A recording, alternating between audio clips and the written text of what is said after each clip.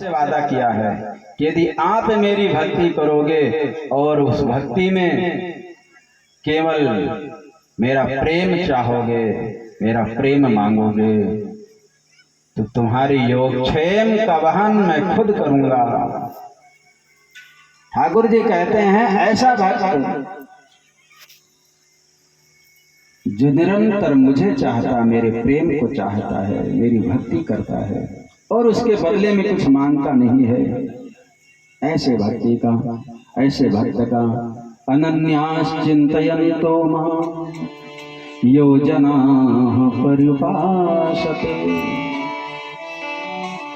तेषां भक्तियोक्तानां योगक्षेमं वहाम्यहम्। भगवान कहते हैं अनन्य चिंतन के द्वारा जो मेरा स्मरण करता है, ऐसे भक्तों का सतत युक्तानाम, ऐसे निरंतर लगे हुए मेरे में, मेरे भक्तों की रक्षा का भार मैं खुद लेता हूँ, उनका योग और क्षेम मैं खुद वहन करता हूँ। उन भक्तों को क्या आवश्यकता है? मेरी दासी माया ये प्रकृति खुद जाके प्राप्त करा देती है। योग क्षेम का तात्पर्य है, योग का मतलब है कि जो प्राप्त नहीं है, अप्राप्तिश प्राप्तिर इति योगः। संस्कृत व्याकरण में योग की व्याख्या की है कि जो प्राप्त नहीं है आपके पास और आवश्यकता है। धन आपके पास नहीं है, धन की आवश्यकता है। पद आपके पास नहीं है, पद की आवश्यकता है। निरोगता नहीं है आपके पास, निरोगता की आवश्यकता है। रोगग्रस्त है आपका शरीर, बीमार है आपका शरीर, लेकिन ठाकुर जी को आप, भोले बाबा को आप सच्चे मन से यदि चाहते हैं तो अप्राप्ति से प्राप्ति यदि योगा, जो प्राप्त नहीं, अभावग्रस्त जीवन आपका है, जिस चीज का अभाव है उसको प्राप्त करा देने का नाम योग है। अप्राप्ति से प्राप्ति इति योगः और प्राप्तस्य रक्षणम इति क्षेमः। प्राप्त हुई वस्तु की रक्षा करने का नाम क्षेम है, योग और क्षेम। आपको धन संपत्ति प्रभु की कृपा से मिल गई, अब उस धन की रक्षा होती रहे, धन नष्ट ना हो जाए, क्योंकि धन आते भी देर नहीं लगता, धन जाते भी देर नहीं लगता। धन टिका रहे तभी तो आनंद मिलेगा। जीवन में धन आ गया, लेकिन धन ज्यों का त्यों बना रहे या बढ़ता रहे तभी तो आनंद मिलेगा। नहीं तो धन आया, एक रास्ते से आया, दूसरे रास्ते से निकल गया, खत्म हो गया, या मुकदमे में फंस गए, व्यसन में फंस गए, शराब पी के उड़ा दिया, लड़ाई झगड़ा करके कोर्ट कचहरी में उड़ गया, तो उससे तो शांति मिलने वाला नहीं। लाख आ जाए फिर भी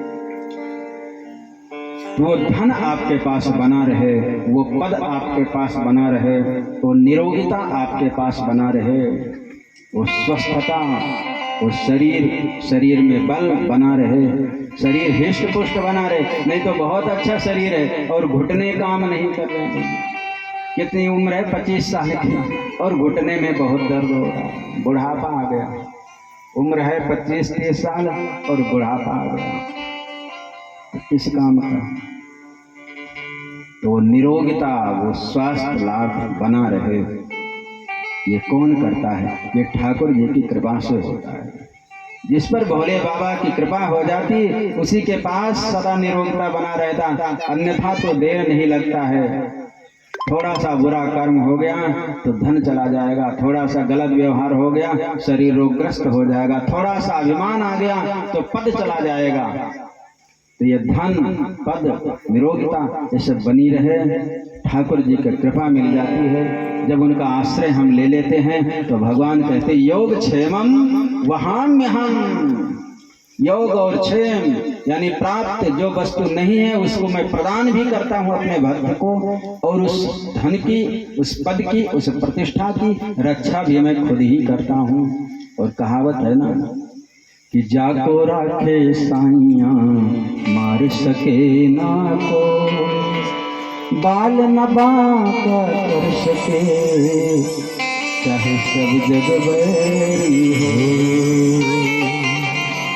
चतुर्भुजनाथ जिसके रक्षक हैं, दो भुजा वाले कुछ नहीं कर पाते। इसलिए कोई आपका तिरस्कार करे, कोई आपसे बैर भाव बनाए रखे, कोई द्वेष करे आपसे, नीचा दिखाने के लाख सोचे आपसे, लेकिन ये भाव रखो कि हमसे उसका बुरा ना हो। अपने आप को प्रभु चरणों में लगाए रहो, अपने आप को भोले बाबा के चरणों में लगाए रहो और सौंप दो जीवन का भार।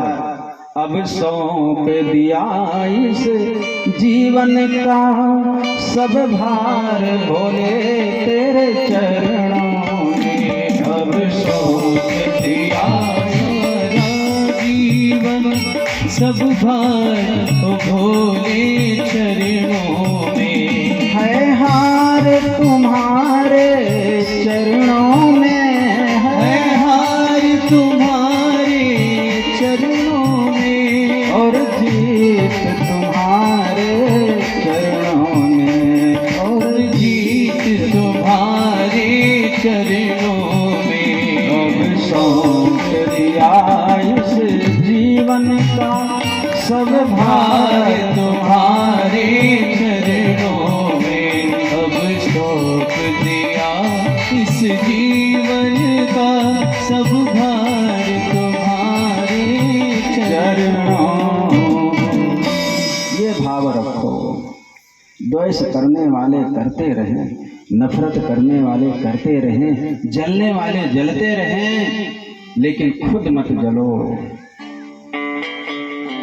खुद भोले बाबा के चरणों में लगो, जलो मत। भोलेनाथ के चरणों में, ऋषिदेव बाबा के चरणों में। और जानते, कभी शिकायत भी करनी हो ना, किसी ने कुछ कहा, शिकायत भी करनी हो, तो संसार वालों से मत करो, हंसी उड़ाएंगे।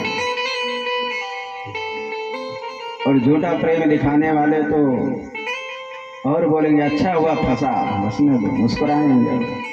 शिकायत भी करना हो तो भोले बाबा से करो या ऋषिदेव बाबा के चरणों में आकर कर दिया करो, क्योंकि वो करुणा वत्सल है, कारुण्य स्वरूप है।